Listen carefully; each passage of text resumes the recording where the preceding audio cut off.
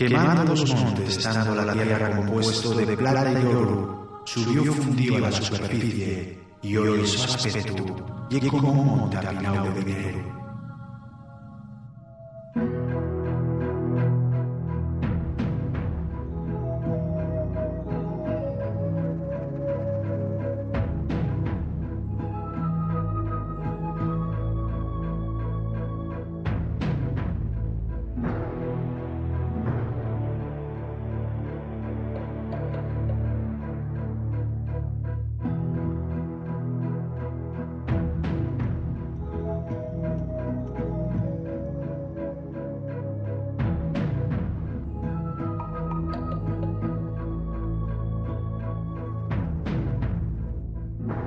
Si l'oru provocó siempre las ambiciones más desataes, nada tiene extraño el sangriento esfuerzo que pusieron los romanos en la conquista de la tierra de los Astures. Guerreros e insumisos, estos pueblos hieren el siglo I después de Cristo, los más aislados de la península, pero habitaban una tierra donde los ríos corrían entre arena d'oru, según describió el escritor romano Lucio Floro.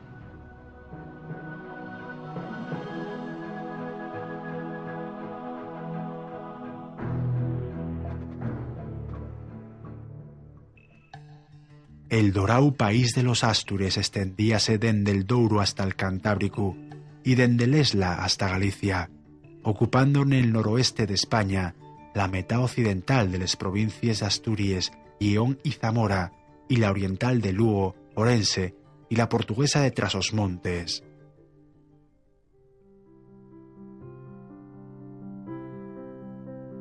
Los Astures ya sacaban el oro de los ríos, como demuestren les guapísimes piezas de orfebrería que nos desearon, pero foi Roma, naparando la so heroica rebeldía, la que explotaría durante casi 3 siglos el preciado metal mediante una de las obras de ingeniería más fabulosa de todos los tiempos.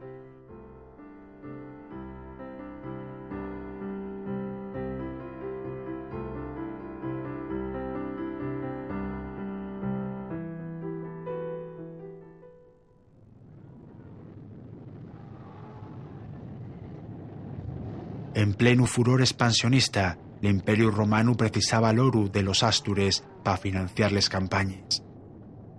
Si les hallalgues que escondía esta tierra provocaron la invasión de Hispania o si Roma falló tras la conquista, sigue siendo un discutinio de historiadores, pero paez sospechoso el enorme esfuerzo militar que el Imperio puso en someter a los postreros rebeldes de la península.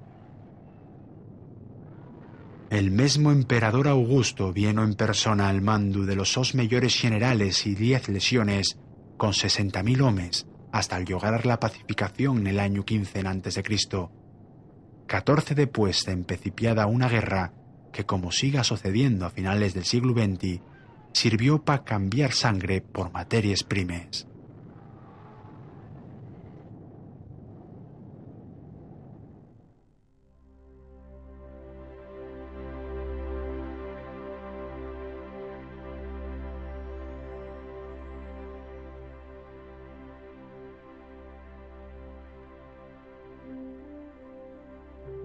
En faciendo sondeos y prospecciones y en poniendo de pies les calzaes que permitieron la comercialización del mineral, la explotación del oro empezó casi medio siglo más tarde.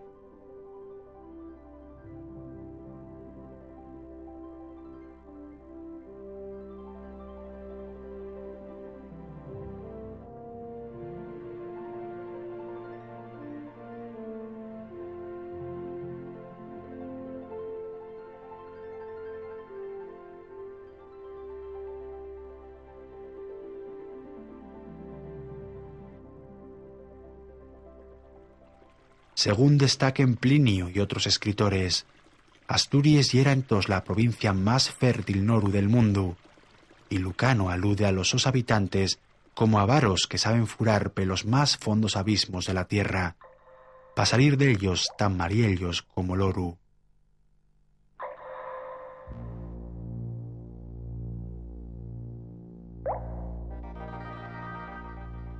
Fueron estos avaros, esclavizados y mezclados con mercenarios y con criminales, los que explotaron para el imperium más de 170 mines de oru a sitiaes nes conques fluviales de los ríos Esba, Caneiru, Narcea, Porcía y sobremanera Navia.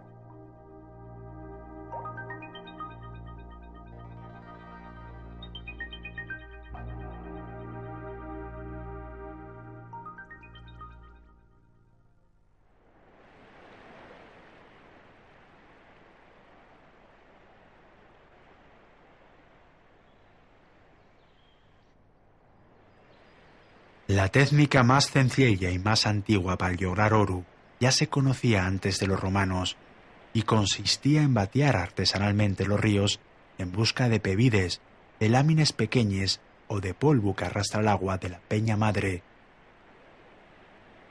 Casi 2000 años después todavía hay asturianos que saquen oru con lesos batees de los ríos, sobremanera en la zona de Navelgas.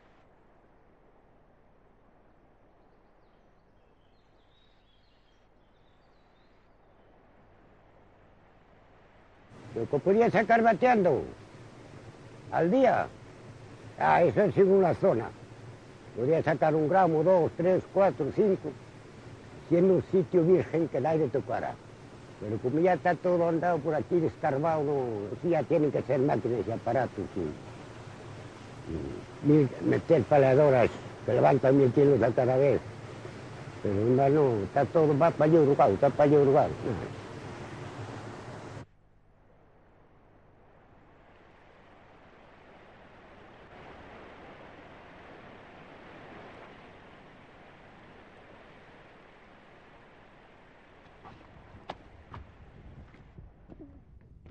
Aunque los buscadores y los aventureros perviven hasta los nuestros días, casi el 70% de las 7 toneladas añales de oru que se calcula que dio Asturias a Roma durante 3 siglos, salieron de peñas y de montes mediante unos complejos sistemas de ingeniería que exigían una rigurosa planificación.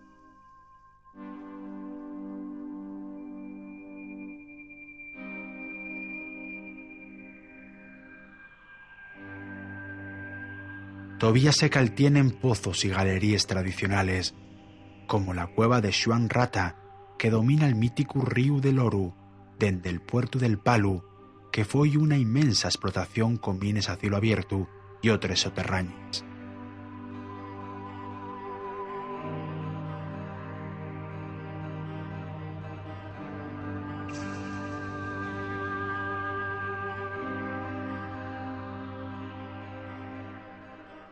La de Xuan Rata daba hasta 100 gramos de metal noble por tonelada removida, una producción extraordinaria porque el oru preséntase en la naturaleza en estado puro, pero exige remover una enorme cantidad de estériles.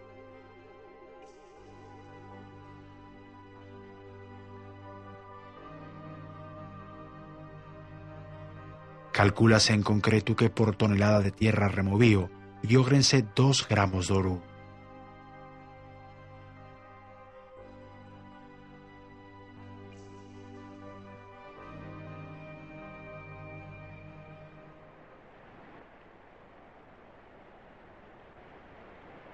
A falta de la maquinaria y de la tecnología con que ahora contamos, los romanos ayudáronse para remover tal cantidad de materiales de un bien abundante desde siempre en Asturias, el agua de los nuestros ríos, y que entonces había 3 veces más por la climatología más lluviosa.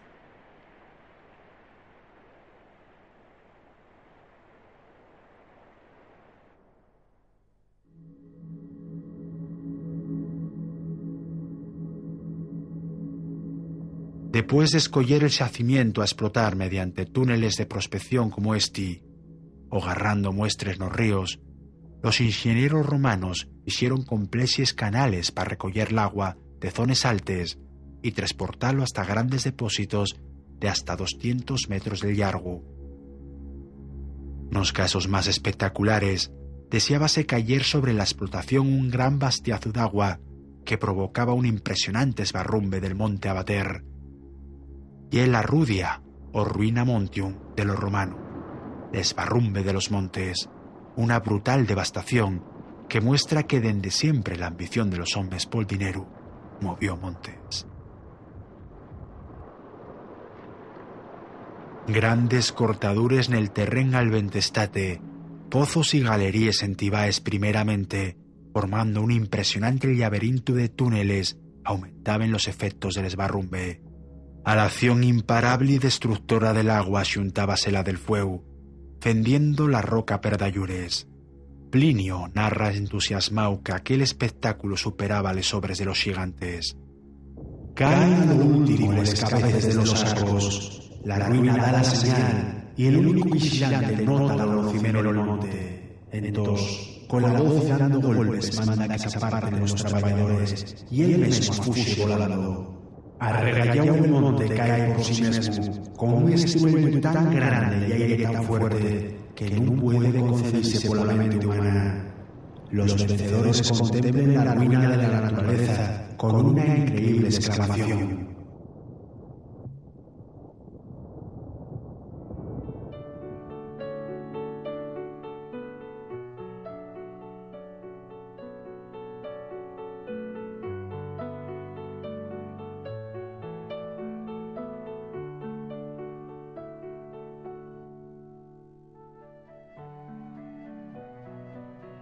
En las médulas lioneses queden de pies, formando un mágico paisaje, los únicos rastros que aguantaron la acción erosionadora del agua, y en sitios como el puerto Unpalu, permanece el asombroso laberinto de túneles fechos en ocasiones por homes colgados con cuerdes.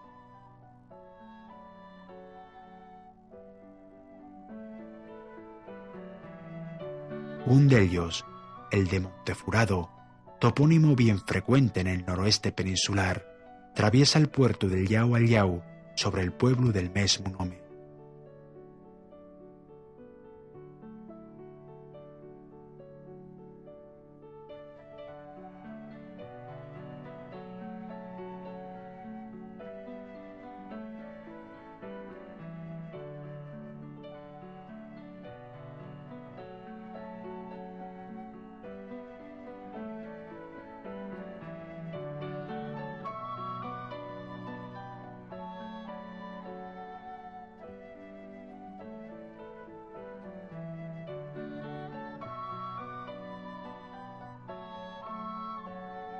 Embaltando el monte, les peñes que aguantaban el furor de los vencedores de la naturaleza, rompíense después con fuego con vinagre. Si yera menester, esmigallábase, molía y se amuscaba el material con grandes pisones, con molinos o con morteros de piedra, como este que todavía mantienen allande. Al lograr lo uruquerío, solo quedaba que el agua actuara de nuevo, arrastrando todo el material hasta unos canales de madera que los romanos llamaban agogae. El mineral quedaba retenido en cañes asitiaes como torgues, que después se quemaban para aprovechar hasta el último gramo d'oro, aunque solían aparecer piedras de más de medio kilo de peso.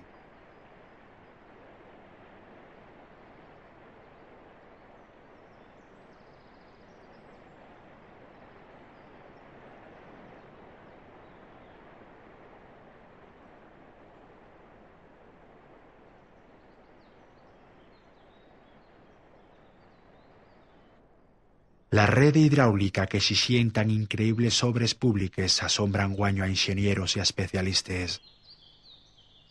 El agua traíase de distancias de hasta 50 kilómetros, salvando toda clase de obstáculos mediante pontes, túneles, excavaciones na peña y despeñaderos.